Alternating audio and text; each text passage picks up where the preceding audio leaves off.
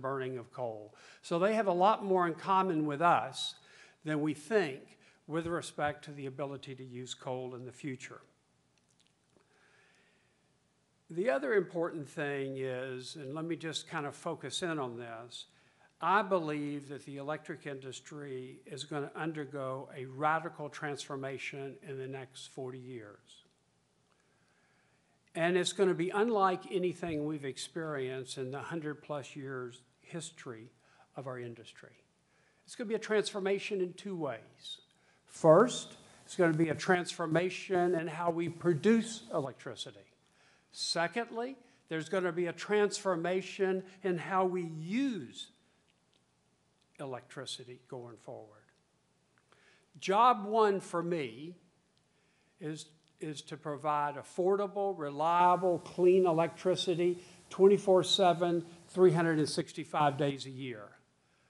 I have a laser focus on that.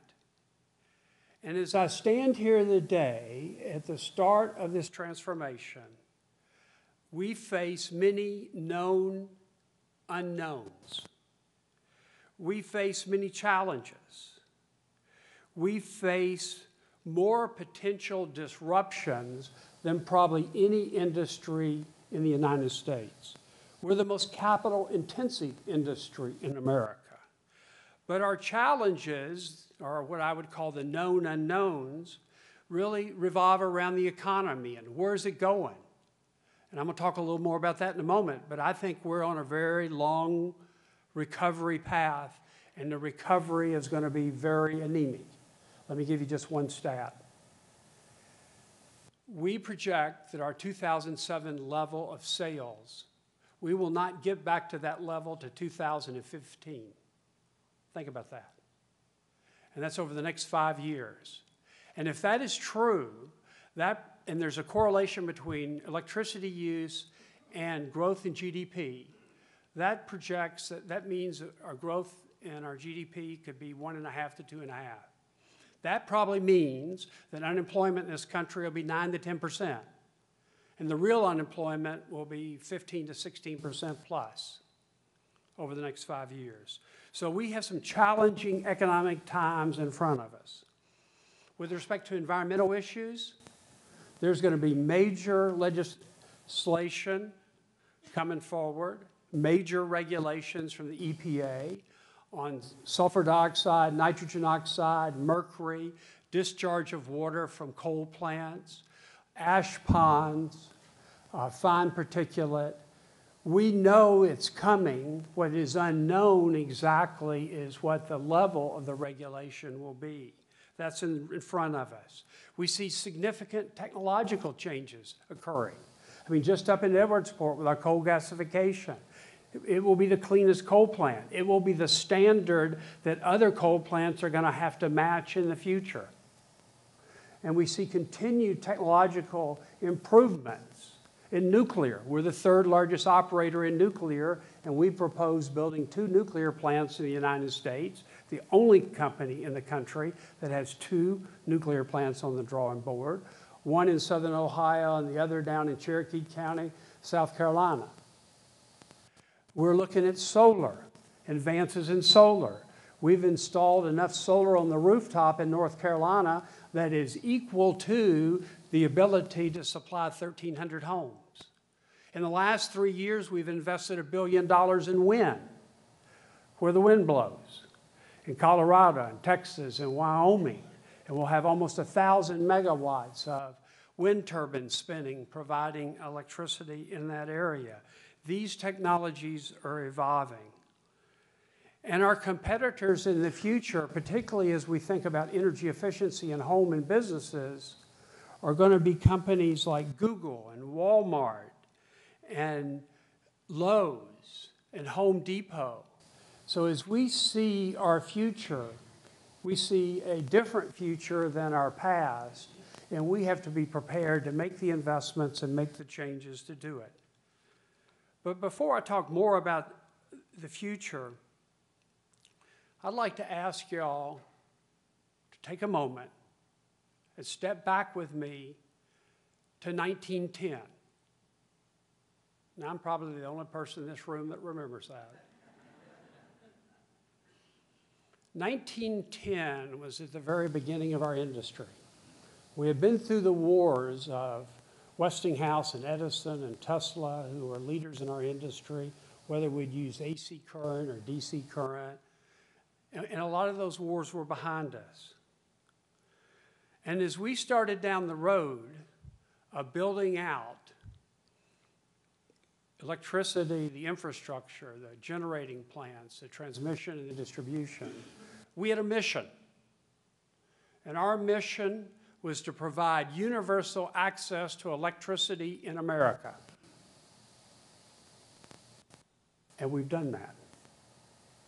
Co-ops, investor-owned utilities, and municipalities have worked together to make universal access to electricity a reality in this country. That's a great achievement. When you think in the world today, there's 1.6 billion people, 5 times the number of people that live in this country that don't have access to electricity, don't have access to the modern world. But our people do have access. But that was our mission, universal access. But let me ask you to, as you stand here in 1910, try to contemplate what electricity would actually enable. No one could have guessed that it would have led to a huge industrial growth in this country. No one would have guessed that it led to an improvement in the standard of living of the people of our country. Think about it. Who would have envisioned air conditioning, x-rays, MRIs, laser surgery, refrigeration, computers, cell phones, iPads, the internet? We have enabled all those things because they are all driven by electricity. Now, a lot of us in our industry stand around and say, well, people take us for granted. That's a good thing. That kind of means we do our job. Electricity is not a very sexy product. I mean, when you flip the light, you don't go, is that from a coal plant or a nuclear plant? You don't even think about it, I bet. And when you plug in to actually charge your iPad or iPhone, you don't think a thing about it. But it's pretty sexy using an iPad. It isn't very sexy plugging it in. So we've lost our sex appeal. But the fact of the matter is we are a great enabler of our economy in the 20th century.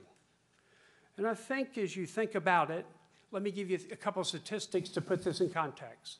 And then I'll stop the bragging and I'll start the projection of the future. Affordability.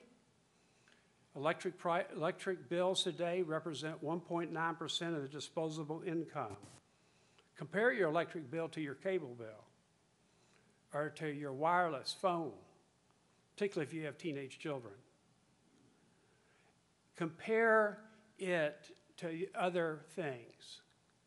Compare it to the fact that in the last 50 years, the real price of electricity has been flat, very affordable. Reliable, we provide it 99.99% of the time. And it's been increasingly clean. Think about what the cities looked like in 1910, where people were burning lumps of coal in fireplaces and wood and kerosene lights. Think about what that world looked like. Go to Cleveland, go to Chicago, go to Pittsburgh, go to major industrial cities and look at the smog and the pollution that was in those cities. We cleaned that up because electricity made it clean.